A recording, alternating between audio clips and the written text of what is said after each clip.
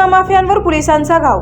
श्रीरामपूर शहर पोलीस ठाण्याच्या पथकाने एकलहरे येथील आटवाडी परिसरात टाकलेल्या धाडीत महाराष्ट्रात पूर्णपणे प्रतिबंधित असलेला सुगंधित विमल पान मसाला व तंबाखू असा तब्बल 2,06,000 रुपयांचा अधिक किमतीचा मुद्देमाल जप्त करण्यात आला आहे।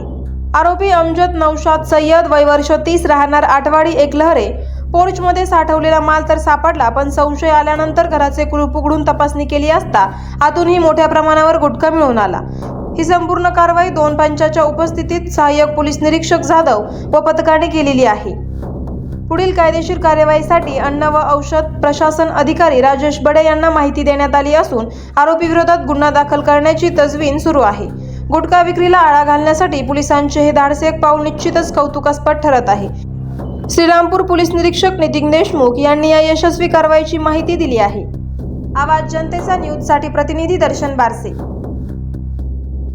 करायचं आहे लाईव्ह कार्यक्रम किंवा आहे कसले आंदोलन, जनसामान्यपर्यंत पोहोचेल आपला हक्काचा आवाज, आवाज जनतेचा।